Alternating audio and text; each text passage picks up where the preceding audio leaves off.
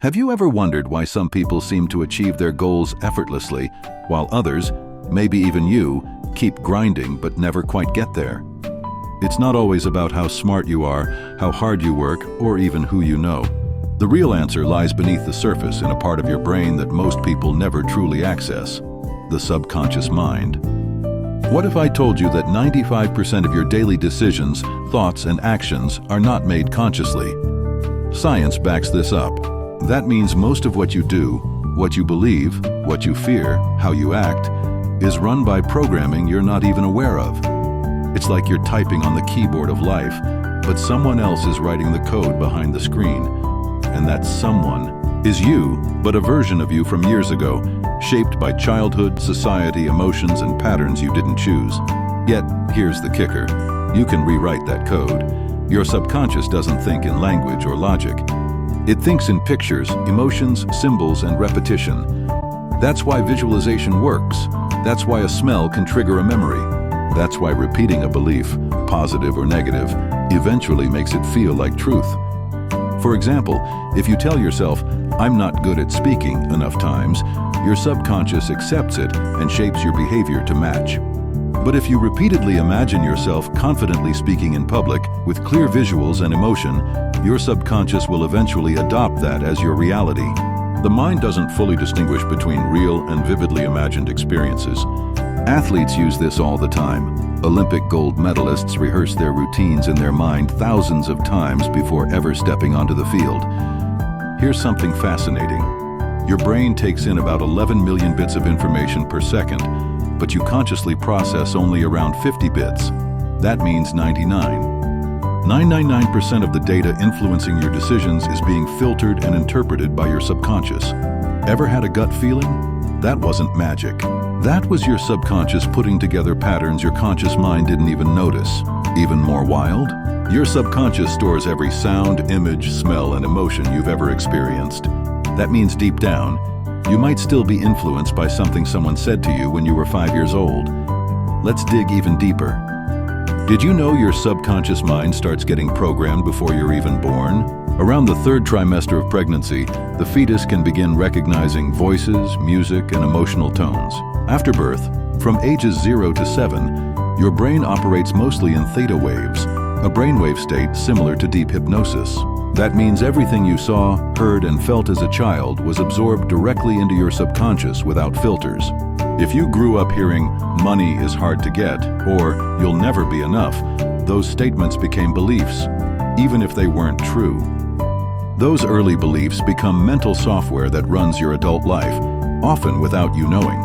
Now, let's talk about an overlooked key to reprogramming that software: the hypnagogic state, that fleeting moment between wakefulness and sleep. It's one of the most fertile times for subconscious influence. Thomas Edison used it. Salvador Dali used it. They'd relax their minds just enough to drift into this state and catch creative breakthroughs the conscious brain couldn't access. You can use this time too. Just before falling asleep, try visualizing your dream life or repeating affirmations, not as words, but as emotionally charged images. Why? Because the subconscious responds not to logic, but to emotion plus repetition. It needs to feel real to believe it. Ever heard of neuroplasticity? It means your brain physically changes based on what you think and do repeatedly. Every time you practice a new thought or habit, your brain wires a new connection. The more you repeat it, the stronger that wire becomes. Think of your brain like a field. Your old beliefs are like deep grooves carved into the soil, but with enough repetition you can dig a new path, and the brain will start using that one instead. That's how affirmations, meditation, journaling, and visualization work. They help you redirect the flow of your mental energy from the old programming to the new. Let's not forget environmental influence. Your subconscious is always absorbing signals. The background music you play, the posture you hold, the words you hear, even the colors around you, shape your inner programming. For example, bright colors can boost energy, while blues and greens promote calm. High-energy music can increase focus or aggression depending on context. Even your body language matters. Just 2 minutes in a power pose, like standing tall with your arms wide, can reduce cortisol and boost confidence, according to Harvard research. Your body affects your mind, and your mind affects your world. Now that you understand the power of the subconscious mind, let's talk about how to actually reprogram it, step by step, using tools most people don't even realize exist. You don't need to sit in silence for hours or attend expensive retreats. In fact, some of the most powerful subconscious rewiring can happen in just minutes a day, if done right. The key is deliberate repetition combined with emotion. The subconscious isn't moved by logic, it's moved by feeling. That's why affirmations work best when you say them with emotion, while visualizing the outcome in your mind, especially in relaxed states like early morning or before bed. One underrated but powerful tool is subliminal audio. These are soundtracks that contain positive affirmations or beliefs embedded below the level of conscious hearing. Because your conscious mind doesn't filter them, your subconscious accepts them more easily. Want to boost confidence, focus, or abundance mindset?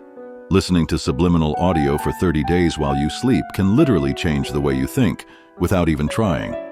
Combine this with binaural beats, specific sound frequencies that synchronize your brainwaves, and you can guide your mind into theta or alpha states, ideal for subconscious programming.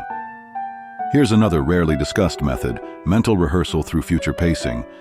This is where you imagine your future self in specific detail, not just a vague dream, but a vivid, movie-like scene where you see, hear, and feel what your success looks like. The brain doesn't know the difference between a real experience and a deeply imagined one, so this type of visualization sends a powerful signal. This is normal for me. Over time, the subconscious starts working to match that reality. This is why Olympic athletes, astronauts, and even elite CEOs use mental rehearsal. It programs performance at the deepest level. Another game-changing technique? Journaling with intention. Don't just write about your day, write as if you're scripting your reality. Create entries in the present tense, as if your dream life is already happening. I am earning $10,000 a month doing what I love, and I feel confident and calm in every situation.